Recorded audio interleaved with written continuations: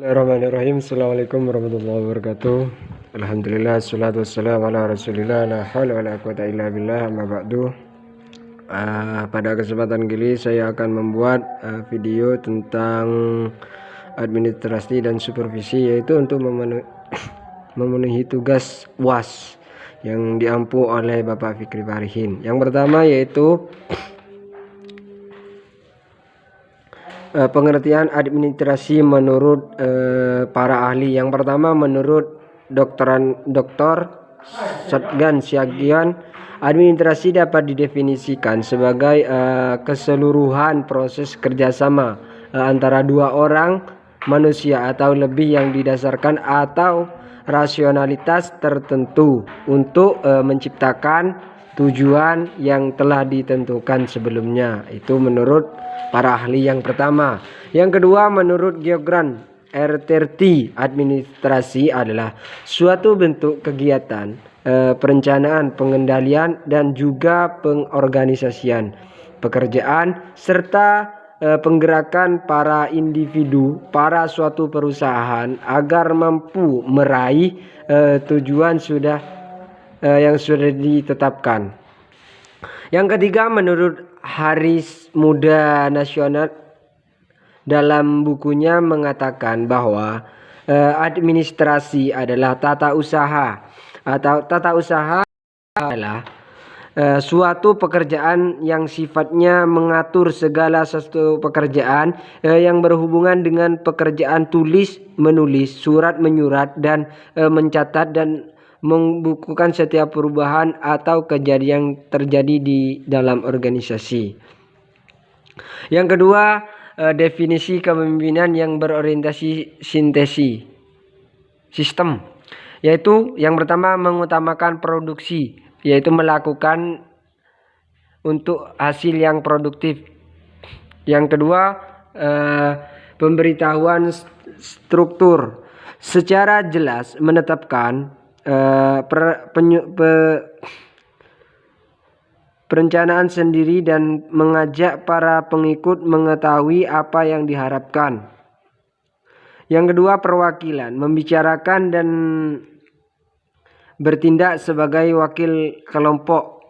Asumsi peranan secara aktif melatih perencanaan kepemimpinan daripada menyerahkan kepemimpinan kepada yang lain. Yang kelima, persuasi menggunakan keyakinan dan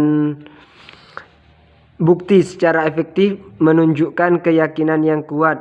Orientasi ke atas, yaitu melihat hubungan yang ramah dengan lebih tinggi mempunyai pengaruh terhadap mereka dan memperjuangkan yang lebih tinggi. Dimensi kepemimpinan yang berorientasi person, yaitu toleransi kebebasan, yaitu mengizinkan anggota-anggota staf mengambil inisiatif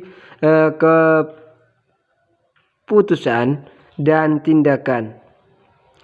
Toleransi kehidupan ketidakpastian dapat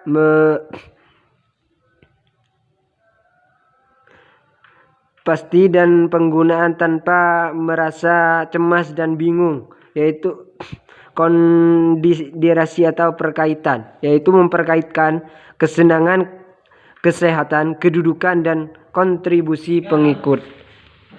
Tuntutan yaitu mendamaikan kesenangan, kesehatan.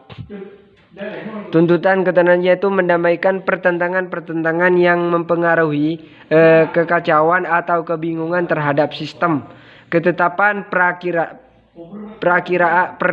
perkiraan, yaitu memperlihatkan pengertian dan kemampuan memperkirakan hasil secara tepat.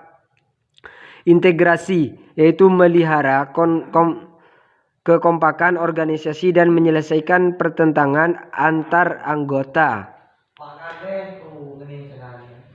Yang nomor 3, yaitu saya akan menjawab sebab perlunya in-service training atau upgrading ialah suatu kenyataan bahwa karena kebutuhan yang sangat mendesak Pemerintah mengangkat guru-guru yang tidak dipersiapkan untuk menjadi guru sebelumnya, baik sebagai guru SD maupun sebagai guru SLTP ataupun SLTA.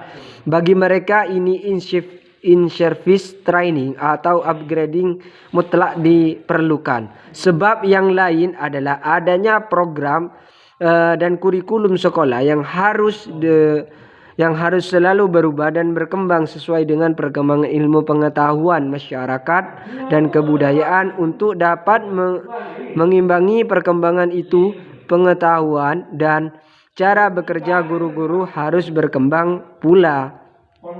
Yang keempat yaitu tugas kepala sekolah dalam bidang administrasi, pengelolaan pengajaran. Contohnya yaitu menyusun program sekolah untuk selalu 1 tahun, menyusun jadwal pelajaran, mengatur kegiatan penilaian dan sebagainya. Yang kedua, pengelolaan kepegawaian. Contohnya menyelenggarakan urusan yang berhubungan dengan penyelesaian, pengangkatan kenaikan pangkat, perpindahan dan perubahan anggota staf sekolah dan lain sebagainya. Yang ketiga, pengelolaan kemuridan. Contohnya perencanaan penyelenggarakan murid baru atau juga bisa kita sebut dengan PBDB, pembagian murid atas tingkat-tingkat, perpindahan dan keluar masuknya murid, mutasi dan lain sebagainya.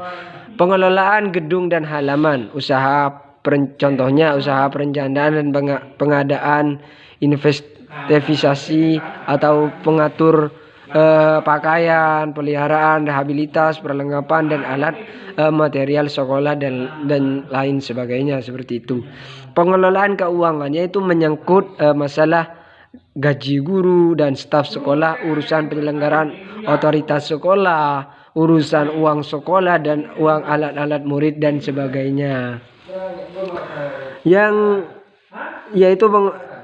Dan juga pengelolaan hubungan sekolah dan masyarakat, contohnya untuk memperoleh simpati dan bantuan dari masyarakat termasuk orang tua murid dan untuk dapat menciptakan kerjasama antara sekolah, rumah dan lain sosial. Sedangkan tanggung jawab kepala sekolah adalah sebagai pemimpin di bidang pengajaran, pengembangan kurikulum, administrasi kesiswaan, administrasi personil staf, perhubungan masyarakat dan perlengkapan serta organisasi sekolah. Saya akan menjawab juga nomor 6. Banyak orang berpikir bahwa bimbingan konseling ini diperuntukkan bagi anak yang bermasalah. Pemikiran tersebut merupakan pemikiran yang kurang tepat. Maksud bimbingan dan konseling ini merupakan pelayanan bantuan untuk peserta didik baik secara perorangan maupun kelompok, agar anak yang dibimbing mandiri dan berkembang secara optimal seperti itu. Dalam bimbingan pribadi, sosial, belajar dan melalui berbagai jenis layanan dan kegiatan pendukung berdasarkan norma-norma yang berlaku seperti itu. Bimbingan dan konseling tidak hanya melayani anak yang bermasalah, tapi juga melayani anak yang dapat mengontrol dan menggunakan aspek kognitif dan sosial emosional dengan baik. Selain itu, bimbingan konseling melayani anak yang memiliki masalah atau anak yang membutuhkan untuk menentukan dengan meningkatkan potensinya. Yang kedua yaitu karena bimbingan dan konseling ini merupakan usaha membantu murid-murid agar dapat memahami dirinya, yaitu potensi dengan kelemahan dirinya. Yang tiga, pelaksanaan bimbingan dan konseling di sekolah melibatkan banyak orang, person dan lain-lain. Bukan menjadi tugas guru BK semata, mereka terlibat dalam bimbingan dan konseling di sekolah adalah guru pembimbing, konselor, guru mata pelajaran, kepala sekolah, dan administrasi juga. Yang nomor 7 yaitu konsep pendidikan berbasis masyarakat. Ini merupakan implementasi dari masyarakat. Oleh karena itu, masyarakat dari konsep tersebut dapat dinyatakan bahwa pendidikan berbasis masyarakat adalah pendidikan yang dikelola oleh masyarakat dengan memanfaatkan fasilitas yang ada di masyarakat dan menekankan pentingnya partisipasi masyarakat pada setiap kegiatan belajar sewaktu bertujuan untuk menjawab kebutuhan masyarakat. Konsep dan praktek PMB tersebut adalah untuk mewujudkan masyarakat yang cerdas, terampil, mandiri, memiliki daya asing dengan melakukan program belajar sesuai dengan kebutuhan yang ada di masyarakat. Seperti itu. Mungkin hanya itu yang dapat saya sampaikan, kurang lebihnya akhiran. Wassalamualaikum warahmatullahi wabarakatuh.